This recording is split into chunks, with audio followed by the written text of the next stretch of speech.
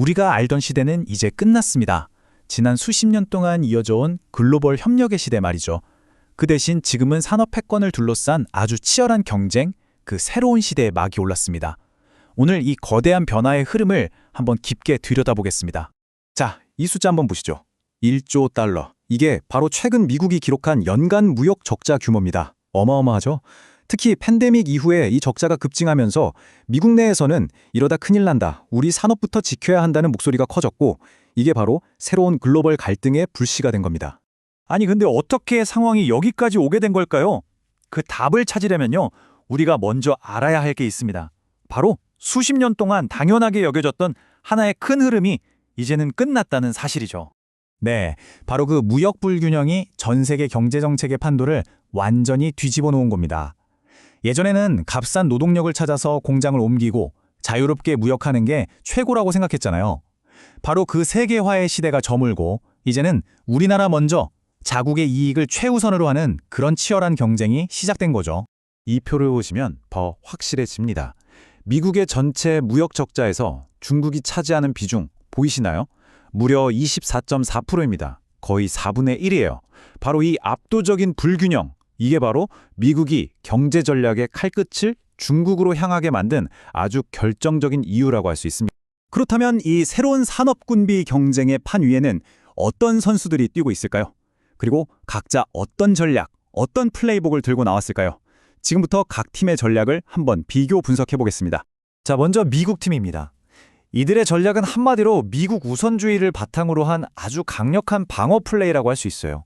일단 높은 관세를 부과해서 수입품을 막고요, 공급망도 가치를 공유하는 우방국 중심으로 재편하는 이른바 프렌드 쇼어링을 추진하고 있죠.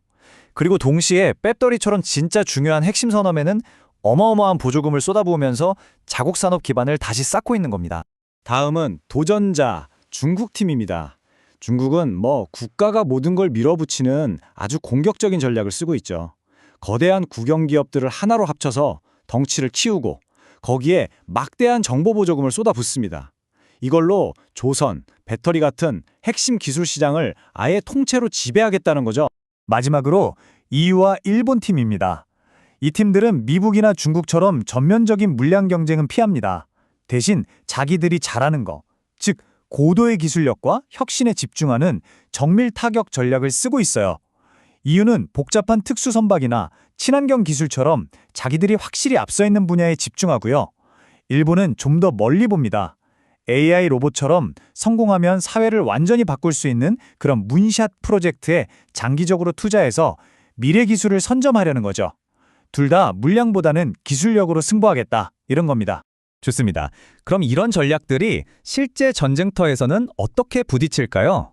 그 가장 치열한 격전지 중 하나가 바로 전기차 시장입니다. 이곳이야말로 각국의 산업 전략이 정면으로 충돌하는 최전선이라고 할 수 있죠. 전기차의 심장이라고 할 수 있는 배터리 시장, 이 지형도를 한번 보시죠. 정말 놀랍습니다. 중국의 CATL과 BYD, 이 두 회사만 합쳐도 전 세계 시장의 절반이 넘는 54.5%를 차지해요. 여기에 다른 중국 기업들까지 더하면 이건 거의 절대적인 지배력이라고 봐야겠죠. 성장률을 보면 이 격차는 더 분명해집니다.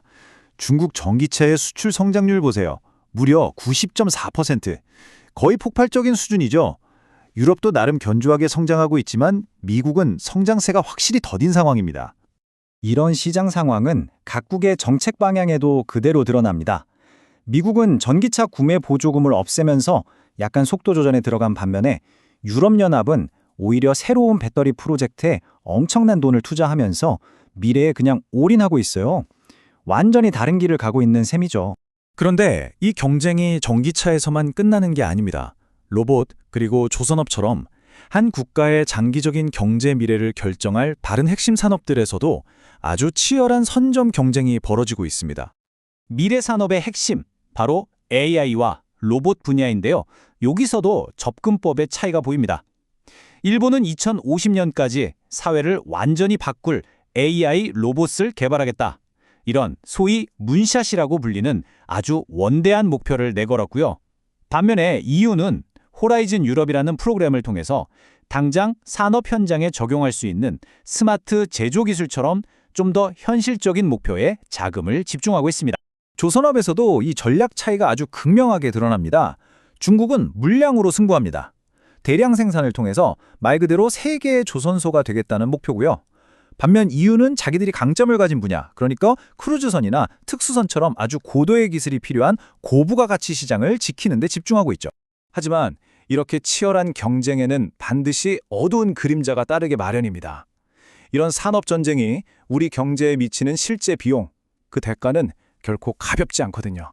마이너스 50만 3천. 이게 뭘 의미할까요? 이게 바로 높은 관세 정책 때문에 미국에서 사라질 것으로 예상되는 일자리의 수입니다. 추상적으로만 보이던 정책이 이렇게 수많은 사람들의 삶에 직접적인 영향을 미치는 겁니다.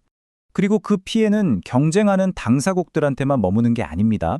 이런 관세 장벽과 정책의 불확실성은 미국뿐만 아니라 전 세계 경제 성장의 발목을 잡는 아주 큰 요인이 되고 있어요. 어쩌면 이건 아무도 이기지 못하는 승자 없는 싸움이 될 수도 있다는 뜻이죠. 자, 이제 이야기를 마무리할 시간입니다. 이 모든 걸 보고 나면 우리는 아주 근본적인 질문에 도달하게 됩니다. 이 거대한 경쟁의 끝에서 21세기의 미래는 과연 누가 주도하게 될까요? 미국, 중국, 그리고 EU와 일본. 지금 각자 완전히 다른 전략과 비전을 가지고 미래를 향해 달려가고 있습니다. 이 새로운 글로벌 게임에서 최후의 승자는 과연 누가 될 것이며 그 승자가 만들 21세기의 규칙은 대체 어떤 모습일까요? 한 가지는 분명합니다.